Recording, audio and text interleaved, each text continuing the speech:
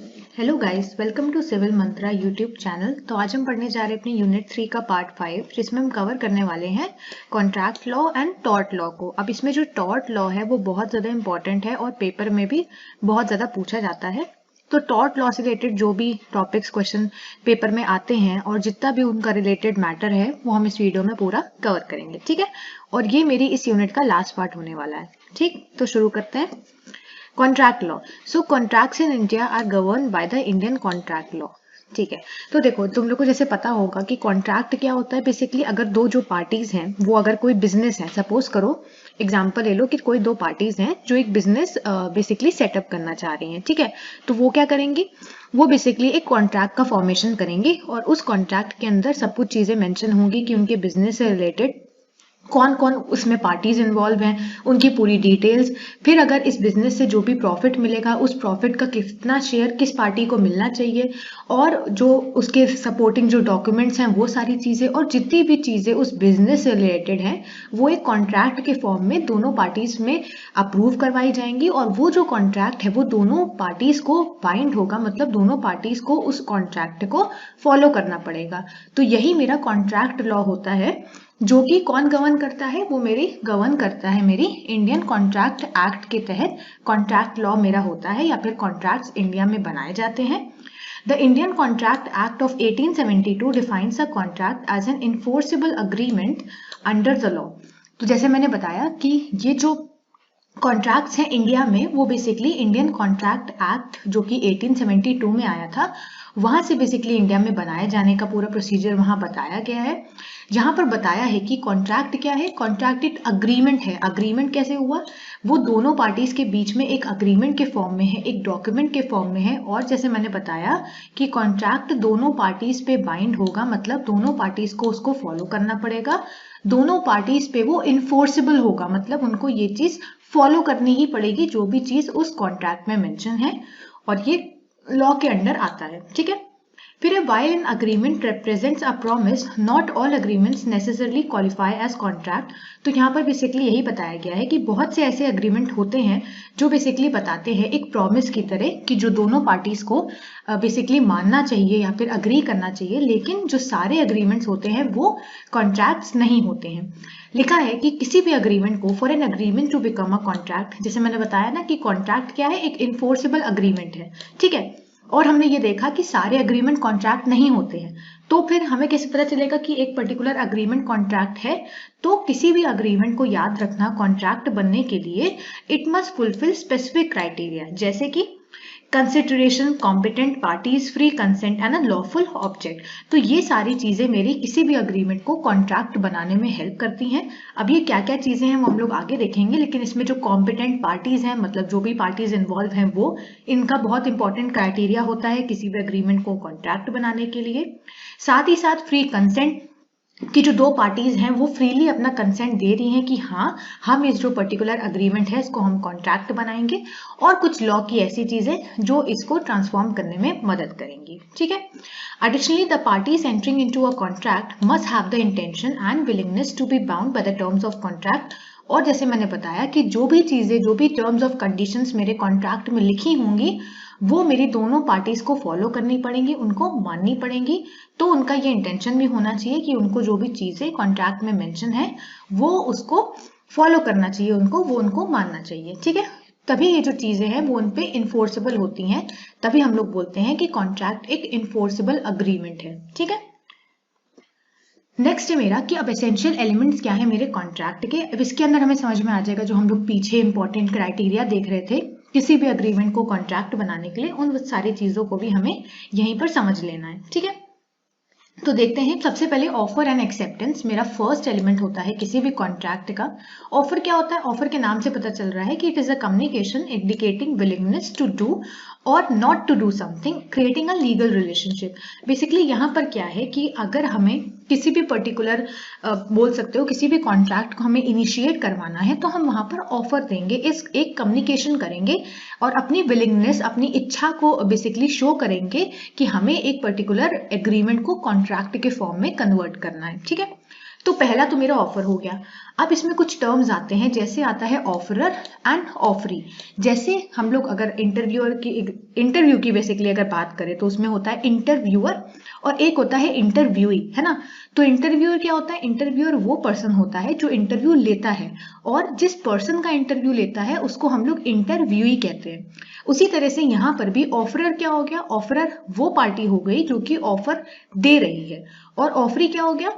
Offeree वो हो गया जिसको वो ऑफर दे रही है, ठीक है। तो ऑफर देने वाले को हम लोग ऑफरर बोलते हैं, और ऑफर जिसको दिया जा रहा है वो ऑफरी हो गया, ठीक। नेक्स्ट है मेरा intent. So the offer must be made with the intention to create a legal obligation. तो बेसिकली आपका उस पर्टिकुलर कॉन्ट्रैक्ट के पीछे बनाने का इंटेंशन क्या है, वो मेरा इंटेंट हो गया, ठीक है।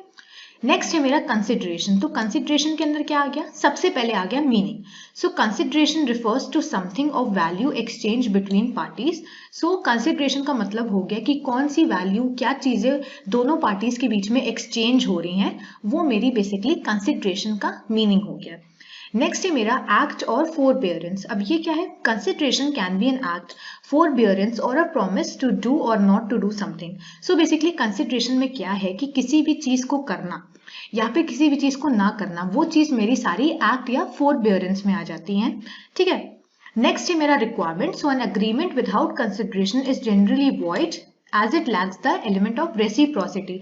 तो बेसिकली यहाँ पर रिक्वायरमेंट क्या होती है कंसिडरेशन की, कि किसी भी अग्रीमेंट में कंसिडरेशन बहुत ज्यादा जरूरी है कि कौन सी चीजों का यहाँ पर बेसिकली एक्सचेंज हो रहा है दोनों पार्टीज के बीच में। तो वो चीज यहाँ पर बहुत इंपॉर्टेंट रोल प्ले करती है, जिसको हम लोग कंसिडरेशन बोलते हैं, ठीक है। नेक्स्ट है मेरा कैपेसिटी टू कॉन्ट्रैक्ट।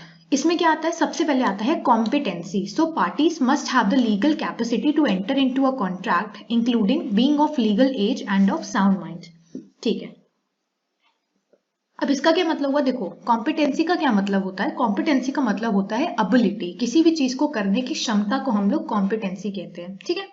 तो बेसिकली जो पार्टीज इन्वॉल्व हैं कॉन्ट्रैक्ट में, बेसिकली इतनी कॉम्पिटेंसी होनी चाहिए, इतनी कैपेसिटी होनी चाहिए, इतना लीगल बेसिकली बोल सकते हो कि इतना लीगल चीजें होनी चाहिए कि वो एक पर्टिकुलर कॉन्ट्रैक्ट में एंटर कर सके, उस अग्रीमेंट को कॉन्ट्रैक्ट में ट्रांसफॉर्म कर सके। अब ये जो कॉम्पिटेंसी है, हो सकता है ये लीगल बैकग्राउंड से हो, मतलब उनके पास उतनी लॉ की चीजें होनी चाहिए, और उसके साथ साथ उतना माइंडसेट भी होना चाहिए कि कैसे कैसे उनको कॉन्ट्रैक्ट को बेसिकली फॉर्म करना है, ठीक है। नेक्स्ट है मेरा डिस्क्वालिफिकेशन। अब ये डिस्क्वालिफिकेशन क्या है? Individuals disqualified by law can not enter into contract. तो कुछ ऐसे इंडिविजुअल्स हैं, कुछ ऐसे लोग होते हैं जो लॉ ने जिनको डिस्क्वालीफाई कर रखा है कि आप डिस्क्वालीफाई हो लॉ के हिसाब से। तो ऐसे सभी पर्सन, ऐसे सभी इंडिविजुअल्स मेरे कॉन्ट्रैक्ट में एंटर नहीं कर सकते हैं, क्योंकि वो वहां से डिस्क्वालीफाई कर दिए जा चुके हैं, ठीक है। नेक्स्ट है मेरा कंसेंट। तो कंसेंट क्या है? सबसे पहले आता है मेरा अग्रीमेंट, जो हमने देखा कि consent is achieve when parties agree on the same terms. तो बेसिकली अग्रीमेंट, जैसे मैंने बताया कि दोनों पार्टीज को किसी पर्टिकुलर चीज पे, किसी पर्टिकुलर टर्म्स ऑफ कंडीशन पे अग्री करवाने को हम लोग अग्रीमेंट कहते हैं, ठीक है। तो कंसेंट क्या है? कंसेंट है कि दोनों पार्टीज ने एक पर्टिकुलर टर्म पे अपना कंसेंट दे दिया, अपनी अप्रूवल दे दिया, तो वो चीज मेरी अग्रीमेंट हो गई, ठीक है। नेक्स्ट है मेरा फ्री कंसेंट। अब मैंने वहां बताया भी था कि फ्री कंसेंट और वॉइडेबिलिटी क्या है। देखो पीछे बताया था ना कि इंपॉर्टेंट क्राइटेरिया क्या है, तो मैंने बताया था कि आगे हम लोग सब समझेंगे। फ्री कंसेंट क्या है? Consent must be given freely without coercion, undue influence, misrepresentation, fraud और मिस्टेक। तो बेसिकली फ्री कंसेंट का मतलब है कि आप फ्रीली अपना कंसेंट दो, या तो उसको वो उस टर्म्स ऑफ कंडीशन के हित में हो सकता है या तो उसके विरुद्ध हो सकता है, लेकिन आपके दिमाग में, आपके मन में जो भी चीज चल रही है आप उसको ओपनली एक्सप्रेस करो। आपके ऊपर किसी भी चीज का दबाव नहीं होना चाहिए, आप कोई हो सकता है वहां पर कोई फ्रॉड नहीं होना चाहिए, कोई मिस्टेक नहीं होनी चाहिए, किसी भी चीज का मिस रिप्रेजेंटेशन वहां पर नहीं होना चाहिए, एक फ्री कंसेंट वहां पर होना चाहिए, ठीक है। तो फ्री कंसेंट का मतलब यही है कि आप अपना ओपिनियन दो फ्रीली। नेक्स्ट है मेरा voidability. So contract based on compromised consent can be voidable. तो बेसिकली अगर किसी दो पार्टीज के बीच में कोई कॉम्प्रोमाइज हो रहा है, वहां पर कॉम्प्रोमाइज के थ्रू अपना कंसेंट दिया जा रहा है, उस केस में वो जो पर्टिकुलर कॉन्ट्रैक्ट है वो वॉइड शो कर दिया जाता है, मतलब नल शो कर दिया जाता है, वहां पर उसकी कोई वैल्यू नहीं रहती है, ठीक। नेक्स्ट है मेरा लीगैलिटी ऑफ ऑब्जेक्ट। तो इसमें सबसे पहले आता है मेरा लॉफुल ऑब्जेक्ट। अब ये लॉफुल ऑब्जेक्ट क्या है? The object of contract must be legal, moral and not against public policy. देखो ऑब्जेक्ट का मतलब क्या है? ऑब्जेक्ट का मतलब है एम, कि आपका जो पर्पस है उस बेसिकली उस कॉन्ट्रैक्ट को बनाने का वो लीगल होना चाहिए। ऐसा नहीं है कि वो उसका जो पर्पस है उस कॉन्ट्रैक्ट को बनाने का वो इलीगल है, या फिर वो मोरालिटी से अलग है, या फिर जो भी पब्लिक पॉलिसी है उसके खिलाफ नहीं होना चाहिए। बेसिकली वो लॉ के हिसाब से वो एकदम लीगल होना चाहिए। ठीक है, नेक्स्ट है मेरा unlawful agreement. So contracts with illegal objectives are unenforceable. तो ऐसे सभी कॉन्ट्रैक्ट जिनका जो ऑब्जेक्टिव है, जिनका जो एम है वो इलीगल है, ऐसे सभी कॉन्ट्रैक्ट किसी भी पर्सन या किसी भी पार्टी पे इन्फोर्सेबल नहीं किए जा सकते। ठीक है, नेक्स्ट है मेरा कॉन्टिंजेंसीज। अभी कॉन्टिंजेंसी क्या है? सबसे पहले आता है इसमें कॉन्टिंजेंट कॉन्ट्रैक्ट्स। तो अभी कॉन्टिंजेंट कॉन्ट्रैक्ट्स क्या है? So these depends on the occurrence और non occurrence of specific events. तो बेसिकली कॉन्टिंजेंट कॉन्ट्रैक्ट्स क्या होते हैं कि ऐसे सभी कॉन्ट्रैक्ट्स जो किसी इवेंट पे या तो डिपेंड करते हैं या फिर डिपेंड नहीं करते हैं। ठीक है, कि पर्टिकुलर अगर इवेंट हुआ तो ये कॉन्ट्रैक्ट जो है वो होंगे लागू या फिर नहीं होंगे। ठीक है, इसमें आता है इनको हम इन्फोर्स कैसे करते हैं? तो contingent contracts are enforceable only when the specified event occur और बिकम्स इम्पॉसिबल। वही चीज है ना कि वो जो इवेंट है पर्टिकुलर या तो वो अकर करे या तो वो नहीं अकर करे। तो दोनों केस में जो मेरा कॉन्टिंजेंट कॉन्ट्रैक्ट है वो मेरा इन्फोर्स कर दिया जाएगा, जो भी दो पार्टीज वहां पर इन्वॉल्व होंगी। ठीक है, नेक्स्ट है मेरा डिस्चार्ज ऑफ कॉन्ट्रैक्ट। तो ये तो हम लोग को समझ में आ ही रहा होगा, डिस्चार्ज मतलब किसी चीज को खत्म करना। तो इसमें सबसे पहले आता है termination. So contracts can be discharged through performance, agreement, impossibility, lapse of time, operation of law or breach। तो बेसिकली कोई पर्टिकुलर कॉन्ट्रैक्ट है, ठीक है, सपोज करो वो दो पार्टीज के बीच में चल रहा है, तो उस केस में जो दो पार्टीज है अगर वो कॉन्ट्रैक्ट वहां पर डिस्चार्ज हो जाता है तो उसके पीछे रीजन क्या होगा डिस्चार्ज करने का या उस कॉन्ट्रैक्ट को टर्मिनेट करने का? बेसिकली जो परफॉर्मेंस थी वो परफॉर्मेंस आपको नहीं मिल पा रही है। अब ये एग्जांपल बिजनेस में हो सकता है, या फिर ऐसा हो सकता है कि जो भी टर्म्स ऑफ कंडीशन उस कॉन्ट्रैक्ट में मेंशन थी आपने कुछ ऐसी चीजें कर दी हैं जहां पर उन टर्म्स ऑफ कंडीशन का ब्रीच हो गया है। बेसिकली वो टर्म्स ऑफ कंडीशन के खिलाफ आपने अगर कोई काम कर दिया है तो उस केस में आपका जो कॉन्ट्रैक्ट है वो टर्मिनेट हो जाएगा, वो खत्म हो जाएगा। ठीक है, नेक्स्ट है मेरा मोड्स ऑफ डिस्चार्ज, की डिस्चार्ज करने की क्या क्या चीजें हो सकती हैं, क्या क्या रीजंस हैं। अब रीजंस हमने यहाँ पे देख लिए हैं कि आपने ब्रीच किया है, परफॉर्मेंस किया है, लेकिन इसके अलावा क्या हो सकती हैं? So discharge can occur by fulfilling obligations, mutual agreement, कि आपने म्यूचुअली अग्री कर दिया कि हाँ अब हमें इस कॉन्ट्रैक्ट की कोई जरूरत नहीं है, दोनों पार्टीज का वहां पर अप्रूवल मिल गया, तो उस केस में भी हमारा जो कॉन्ट्रैक्ट है वो खत्म हो जाएगा। और कुछ लीगल प्रिंसिपल्स के थ्रू भी आप अपने कॉन्ट्रैक्ट को खत्म करवा सकते हो। ठीक है, नेक्स्ट है मेरा डैमेजेस।